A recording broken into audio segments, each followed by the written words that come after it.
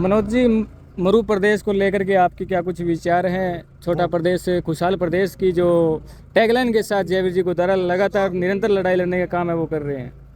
सबसे पहले तो मैं आज जयवीर जी को जन्मदिन की बहुत बहुत बधाई देता हूँ। जी और जयवीर जी ने जो एक शुरुआत की है छोटे प्रदेश के लिए, तो कई बार आम जनता तक, आम पब्लिक तक ये बात होती है और कई बार लोगों का सवाल ये होता है कि भाई राजस्थान के टुकड़े नहीं हुए। जी लेकिन सबसे बड़ी जो समझ की बात आती है, तो सबसे पहले जब पंजाब से हरियाणा अलग हुआ तो हरियाणा में मुख्यमंत्री की पहुंच गांव गांव तक सीएम पहुंच। बिहार से झारखंड अलग हुआ तो वहाँ जो संसाधन थे बिहार में, खाने थी, बड़ा खनन था, आज झारखंड डेवलप हो गया। उसके बाद में यूपी से उत्तराखंड अलग हुआ, आम आदमी तक सरकार की पहुंच हुई। इसी तरह पर तेलंगाना बना। तेलंगाना के बाद अब राजस्थान के अंदर लोगों की ये मांग है छोटा प्रदेश बनना चाहिए। तो आज हम जिले के लिए लड़ रहे हैं। बड़ी माथा पड़ी हुई, गहलोत साहब ने जिले बना दिए, दूसरी गवर्नमेंट आई, दूसरी गवर्नमेंट ने वापस कुछ जिले खारिज किए। उसी कड़ी में अपने नौर जैसी जगह जिला बनने वाली जगह थी, नंबर नहीं आया। जब हम जिले के लिए, तहसील के लिए प्रयास करते हैं तो ये अपने को भी पता है भी जब कोई भी मुख्यालय तहसील बनता है, कभी गंगानगर जिला था, हनुमानगढ़ जिला बना, तो एक रोजगार खुलता है, प्रशासन की पकड़ मजबूत होती है और अपने को न्याय जल्दी मिले। मनोज जी, लगातार मरु प्रदेश की मांग है वो उठ रही है, लेकिन इसी के साथ सरकारों की अगर बात की जाए, देखा जाए तो वो सिर्फ लोकसभा या विधानसभा क्षेत्र के अंदर जो सीटें सिर्फ वो बढ़ाने का काम है वो करते हैं। ऐसे में मरु प्रदेश नए बनाने का क्या कुछ कारण हो सकता है? क्योंकि खर्चा देखा जाए तो दोनों के अंदर बराबरी पड़ता है।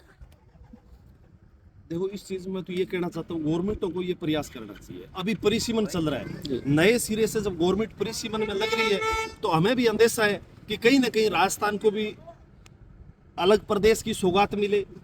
दूसरी जगह भी अभी चर्चाएं भी है, बैकडोर से चर्चाएं हैं, कुछ यूपी में नया होने वाला है, कुछ बंगाल में नया होने वाला है, तो क्या पता राजस्थान को भी ये चीज मिले।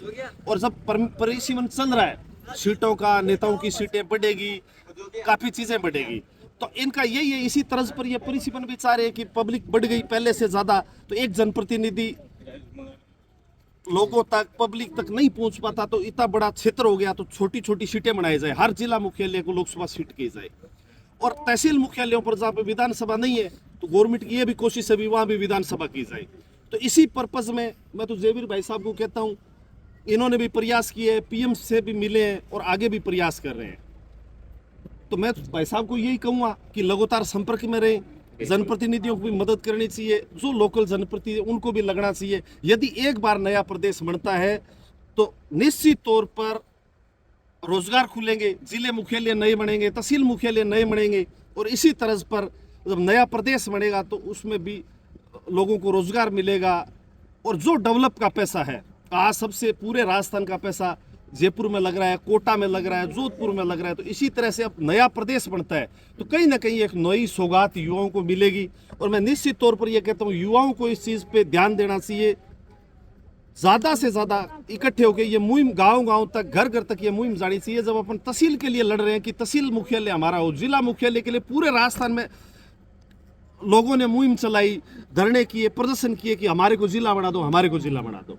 तो इसी मुहिम में अब लोगों को जिस दिन ये बात में समझ में आ गई कि जिला बहुत छोटी चीज़ है, जब यदि अपन प्रदेश बन गया तो अपने सीएम की पहुंच गांव तक होगी, मंत्रियों की पहुंच गांव तक होगी, और हर मुख्यालय पर जहाँ पर सुविधाएं नहीं है वहाँ पर सुविधाएं पहुंचेगी। तो मेरा ये मानना है, युवाओं को, जनप्रतिनिधियों को भी ये चीज़ें कहनी चाहिए। ये गैर राजनीतिक बात है, बीजेपी हो, कांग्रेस हो, तो गैर राजनीतिक बात के अंदर उन प्रतिनिधियों को भी ये आवाज़ उठानी चाहिए, लोकसभा में भी, और पीएमओ तक ये बात पहुंचानी चाहिए। लेकिन सबसे बड़ी बात ये, पब्लिक का, जनता का प्रेशर और पढ़े लिखे लोगों का ये प्रेशर, पढ़े लिखे लोग ये बात ज़्यादा तक समझा सकते हैं कि नया प्रदेश अपने को उन्नति की नई राहें देगा, खुशहाली के नए रास्ते देगा, रोजगार के नए रास्ते देगा। नया प्रदेश प्रशासनिक पकड़ घर घर तक पहुंचेगी। नए प्रदेश के अंदर जो वंचित तबका है, जहाँ तक जिला मुख्यालय हेडक्वार्टर कहीं से खूब दूरी पे है, आज भादरा तहसील के अंदर भी लास्ट छाननी और निनाण झांसल के गांव है, वहाँ से जिला मुख्यालय 200 किलोमीटर है, और उन्हीं गांव से देश की राजधानी दिल्ली भी 200 किलोमीटर है। आज या ऐसी पोजीशन है, ठेठ बॉर्डर के गांव है,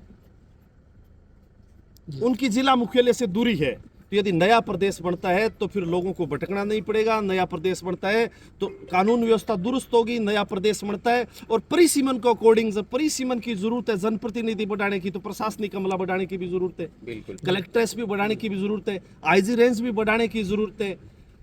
और जब नया प्रदेश आएगा तो ये रोजगार, जो अपन ये कह रहे हैं भी रोजगार 10 लाख रोजगार खुलने चाहिए या 50 लाख रोजगार मिलना चाहिए, नए प्रदेश के अंदर करोड़ों के रोजगार निकलेंगे युवाओं के लिए।